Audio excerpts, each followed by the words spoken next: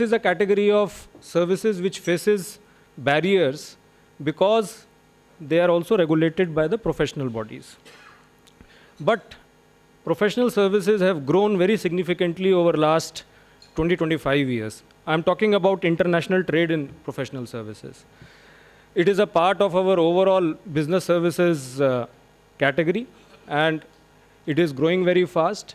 In fact, if we see services trade, international trade in services, at the beginning of this century, our exports in services was actually negligible. A couple of $2 billion was our exports in services. Today, we are exporting 375 billion worth of services from India. Professional services, business services is becoming an important component. Now, what is leading to these changes? What is making our services grow? Apart from other factors, one of the major factors which everyone attributes to growth in services is the digitalization of services. It is now very easy to digitally deliver services. You need not travel to another country.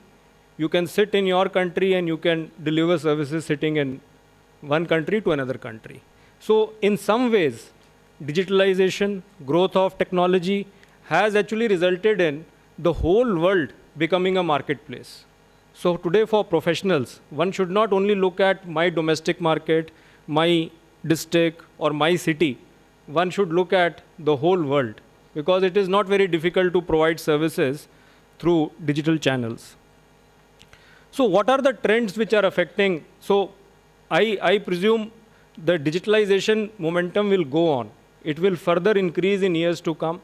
This is an important trend which will continue and which will result in different parts of the world demanding services from the best professionals, delivering the best value. Now, if that is the scenario, what are the other trends which may affect professional services? Geopolitics is one trend. I mean, we are seeing it is affecting all cross-border trade. It is affecting goods in a very significant way. It may affect services after some time, we don't know. But geopolitics is something which we need to take into account. Digitalization, as I said, technology, broadly technology is another important trend which one needs to take into account. All of us are aware about artificial intelligence. All of us are aware about how adoption of new technologies is leading to fading of routine activities, activities which do not require as much of human intervention, but demand for more value-add services, demand for higher skills, which only humans can deliver. So I think that trend will become more and more pronounced in years to come.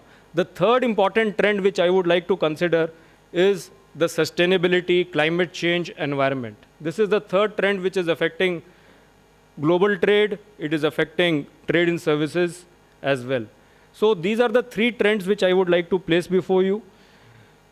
In the context of these trends, what are the tools available to us? So the way we have structured today's sessions are basically in the category of different tools which one can look at. Now, when I said whole world is the marketplace, but are we equipped to deliver our services in that marketplace? Are our domestic laws, our policies enabling us to deliver those services? Am I on the same level ground as other professionals in other parts of the world to provide services in those countries? For example, in professional services, we see advertising is not allowed in many professions.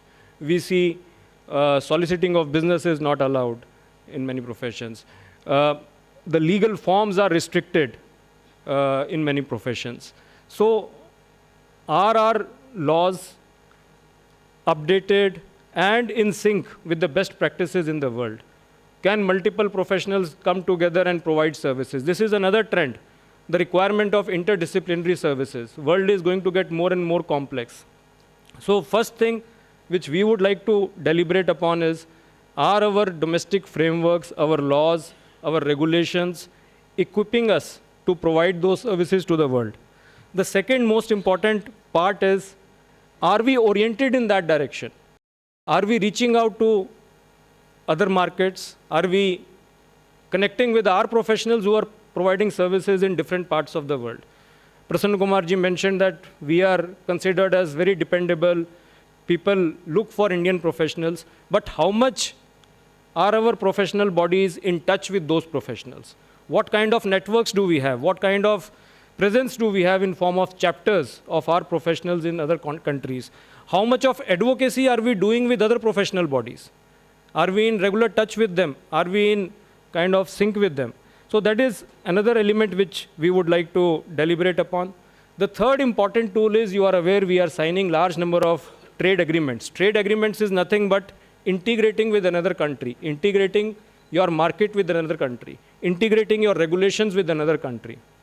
Now, when we are doing that, when we are integrating, can we deliver something for our professional services? What is that we need to do so that our professionals find it easy to deliver services in those markets? Should we do a mutual recognition agreement? Should we do some sort of a alignment of harmonization of standards, alignment of standards? So we need to deliberate upon that. So these are some of the things which we felt we should discuss, which we should deliberate upon. Some professional bodies have done exceedingly good work. When I met President ICAI, I interacted with their leadership. We saw they have courses which train professionals, chartered accountants, in providing services in other parts of the world. They have standards which are regularly updated. They have chapters in more than 50 countries. They have networks with other countries. They have MRAs. Maximum number of MRAs which we have are in the profession of chartered accountants. Similarly, can we do for other professions? So this sort of peer learning we felt is very much required. Can we learn from each other? What are the good practices which other professions are doing? And then imbibe those good practices and see as to whether we can take our professional services up to a next level. As Prasanna Kumar ji was saying, India has talent, India has knowledge, India has scale. The number of professionals which we have, no other country can have. So can we leverage that? So I think that is the objective of today's session, to provide a way forward. As you all know, our vision is to grow our services. Currently, we are 375 billion. Our vision is, in next few years, we should grow it to more than 1 trillion. That is our aim.